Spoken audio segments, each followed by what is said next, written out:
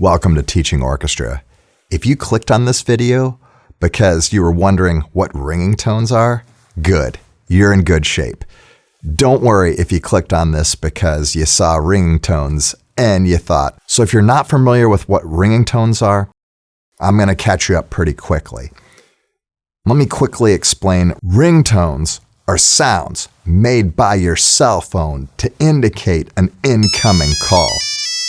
Hey, 1994 just called and they want their joke back. Okay, stop it. A ringing tone is a tone that produces sympathetic vibrations in your instrument. That's one of the tricks that I teach my high school kids what to use when they're picking out an instrument from the shop. How prominent are the ringing tones? So when you're playing fingered notes, A's, D's, G's, they produce a ring even when your bow leaves the string. So when you buy a more expensive instrument, that's one of the things that you're paying for. We have a lot of staccato quarter notes in Crossing Pirates Cove, and with them, the way we play them determines our style. The ringing tone helps you to provide better style. And in this case, what happens in between those staccato notes are vital. Debussy is quoted by saying that music is the space in between the notes. Well, literally, that's what we have here, space in between the spiccato notes. And I hope it's a ringing sound. And we need to find that ringing sound. Now, if your students are playing on a violin-shaped object and they don't ring, take them to the gym, take them to like a gym, take them to a restroom, take them to a place where they can use the room to get that ring and use the room to emphasize the ringing in between the staccato notes. In my teaching companion, available on teachingorchestra.com, there are some rhythm exercises, and you can get your students really comfortable with the rhythms. Then you can do these again with the style in mind. And how they deal with rhythm number 3. In rhythm number 3, there are 2 quarter notes and then a rest. Can you get a ring in the rest? Not just between the 2 quarter notes yet. We're not there yet. But what about the rest with an open D? If they have any sort of brushstroke technique at all, they should be able to do it. If your students don't know how to play with a brushstroke and you need a strategy on how to teach them, please go to Season 1, Episode 7. But that's an entire episode, and I don't have time to go over that right now.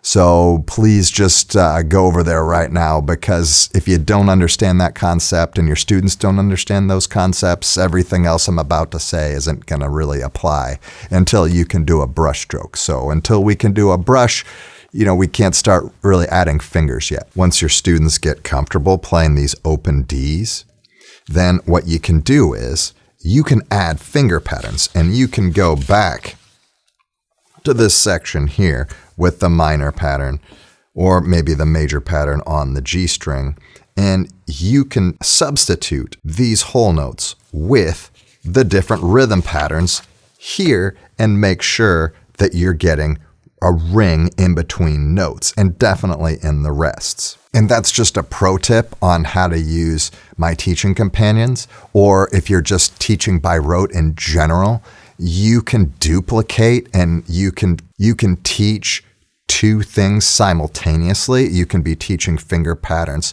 and style, finger patterns and tone. You can start to complicate things as students get comfortable with their techniques, and you can start challenging them more by giving them more things to pay attention to.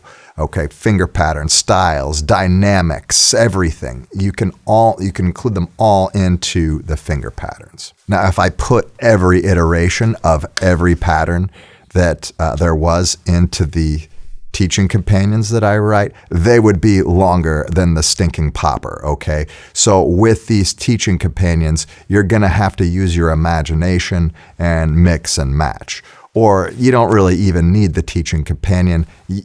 You can just watch these videos and come up with the rote exercises and teach them to your class. No big deal. So, if you're salty about it, I'll make you a version with every iteration of every rhythm, dynamic, finger pattern, style combination, but it's going to be like 7,056 measures long. So no, I was wrong. It's more like 3 poppers, but just with rhythm 3, right? Not even the rest of the teaching companion.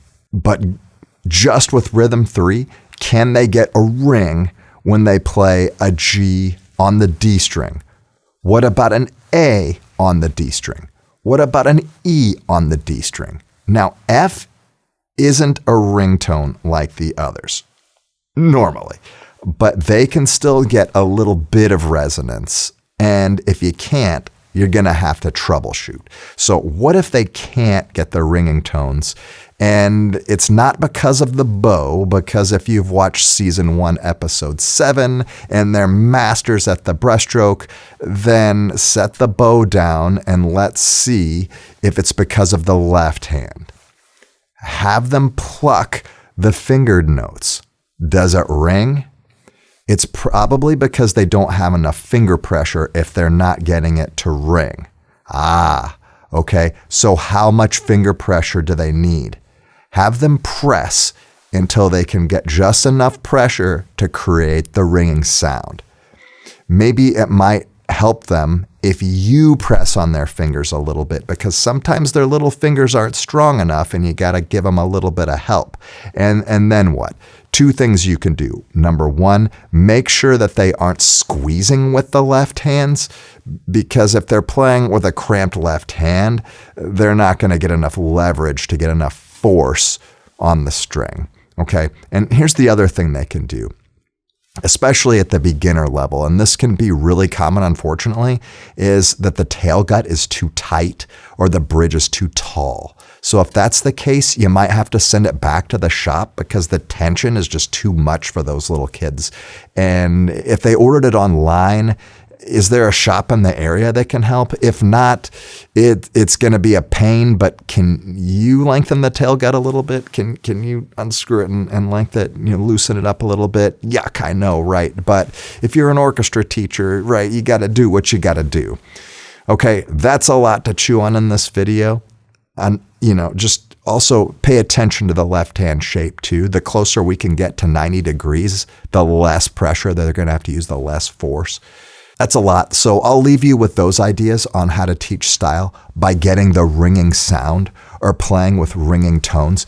If you want to go further and have your students vibrate the ring and let them play around with the soundscape in between the quarter notes, that would be really cool too.